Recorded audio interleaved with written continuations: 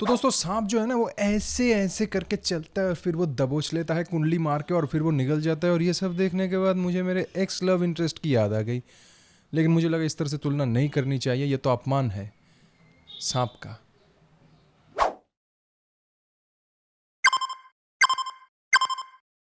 तो cine lovers, I am Bitan, welcome to my channel. बात करेंगे हॉलीवुड फिल्म एनाकोंडा 2025 रिबूट की।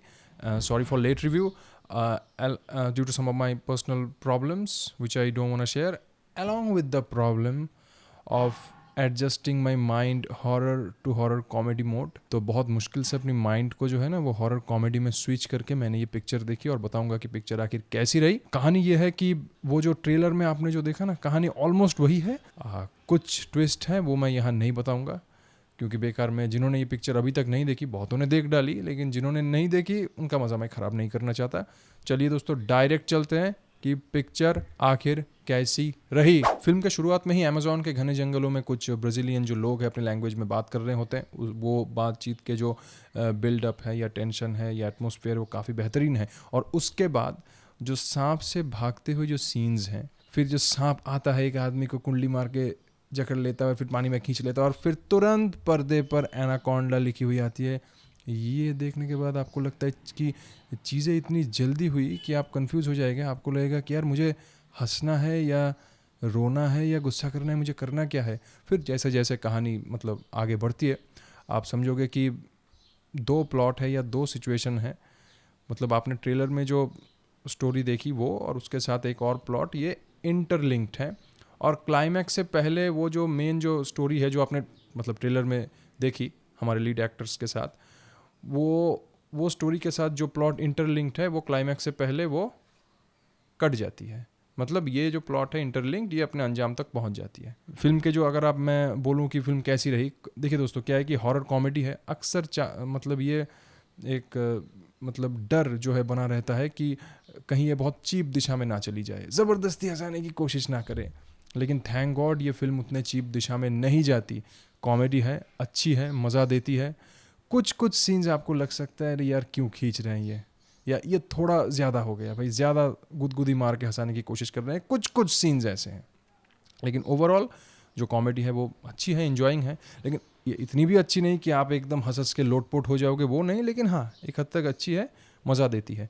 जो इमोशनल सीन है जब वो समझाता है डायरेक्टर साहब को कि वो लीड एक्टर, मैं नाम भूल रहा हूँ, वो जो मार्वल के जो एंट मैन है, तो वो जब समझाता है कि नहीं यार करते हैं एनाकोंडा, देख हमारा सपना था एट्सेट्रा एट्सेट्रा, तो उस दौरान जो ठहराव है, जो इमोशनल सीन है, तो वो एक चिल्ड एक एटमॉस्फेयर जो है मतलब दिल में क्रिएट करती है। और मैं ये चिल्ड इन्हें पॉजिटिव वे में कह रहा हूँ। ऐसा नहीं कि वो मतलब इम्पैक्टफुल है, एक रॉ है, ऐसा कुछ नहीं कि आप टूट गए बिखर गए। लेकिन एक ठंडी जो एक चिलिंग जो एटमॉस्फेयर है वो महसूस होती है आपके दिल में। फिर उसके बाद अगर मैं बैकग्राउंड म्यूज़िक की बात करूं तो दोस्तों बैकग्राउंड म्यूज़िक कुछ यूँ है कि जो ठहराव वाले मोमेंट हैं जहाँ डायलॉग नहीं है, चाहे वो जो वो सांप से शूट कर रहे थे उसका कट जाना हो या और भी जो सीन्स हो, मैं बताऊंगा नहीं अभी, तो उसमें एक बैकग्राउंड म्यूज़िक, एक फ्लूट है, एक मेलोडी है जो मैंने कहीं सुनी है पर मैं याद नहीं कर पा रहा। वो बैकग्राउंड म्यूज़िक के ज़रिए जो इम्पैक्ट बढ़ाने की कोशिश की गई है, ये इसमें कोई शक नहीं, बैकग्राउंड म्यूज़िक का काम ही इम्पैक्ट बढ़ाना। लेकिन वो ऐसे सिचुएशन में अप्लाई की गई है तो वो बहुत फ़नी हो जाती है। फिल्म जो है कुछ मामलों में लाउड है, जो सांप से भागते वक्त जो सीन है या और भी एक्टर्स जो है चिल्ला रहे हैं, तो एक लाउड अपील है। फिल्म की अगर मैं विजुअल इफेक्ट की बात करूं तो देखिए विजुअल इफेक्ट्स और बेहतरीन हो सकते थे। अगर ये भारत की पिक्चर होती तो मैं तो बोलता इनफ है भाई, ज़बरदस्त, हमने फाड़ के रख दिया वीएफएक्स में। लेकिन क्योंकि हॉलीवुड है तो उम्मीद ज़्यादा की जा सकती है। सांप के विजुअल इफेक्ट आज के वक्त में और भी बेहतर हो सकते थे। अगर मैं एक्टिंग की बात करूँ, अलग करके कुछ नहीं कहूँगा, सभी ने फाड़ के रख दिया, सैल्यूट सबको, ज़बरदस्त। लोकेशन की बात करूँ वो भी ज़बरदस्त। फिल्म में अजीब रील और रियल लाइफ मिक्सचर है इन ए पिक्यूलियर वे। जैसे ये एनाकोंडा 2025 जो है ये सोनी की पिक्चर है, जो हमारे लीड एक्टर्स जो हैं वो अमेज़ॉन में शूट करने गए लो बजट इंडी वे में, और फिल्म में सोनी वाले भी आ गए फिल्म बनाने, जो कि बिग स्केल बना रहे हैं ऑफ कोर्स, उनके पास पैसे बहुत है। तो ये काफ़ी यूनिक एक मिक्सचर है। खैर, और फिल्म के अगर मैं नेगेटिविटी की बात करूँ तो नेगेटिविटी दोस्तों ये है कि जैसे मैंने कहा कि कुछ सीन्स को खींचा गया, आपको लगे कि इतनी खींचने की ज़रूरत नहीं है, लेकिन इट्स ओके, इसके अलावा एक और जो नेगेटिविटी मेरी नज़र में है, सांप जो है लीड जो डायरेक्ट कर रहे हैं पिक्चर को, मतलब फिल्म में जो एक्टर, लीड एक्टर जो डायरेक्ट कर रहे हैं पिक्चर, अपनी पिक्चर को, तो वो जब डायरेक्टर को निगल लेता है सांप, फिर उगल देता है और उसे लोगों को लगता है कि वो ज़िंदा है, इस बार मर चुका है, फिर बाद में वो उसे होश आता है, तो ऐसा नहीं होता है। इतना खतरनाक सांप निगलने के बाद और उगलने के बाद ज़िंदा है इंसान, अजीब है। और एक जो सीन है जो ट्रेलर में भी है कि ग्रास फील्ड में जो है वो हमारे डायरेक्टर साहब भाग रहे हैं और पीछे एनाकोंडा है। तो पहली बात तो ये है कि डायरेक्टर साहब की जो टेम्पो है और एनाकोंडा का जो टेम्पो है, 1 या 0.5% चांस है कि वो शायद वो डायरेक्टर साहब बच सकते थे। और मज़े की बात पता है क्या, कि वो बच गए, क्योंकि 1 और 0.5% के ऊपर फोकस करके ही फिल्म मेकर एनाकोंडा 2025 के जो डायरेक्टर हैं उन्होंने वो सीन डिज़ाइन करी है।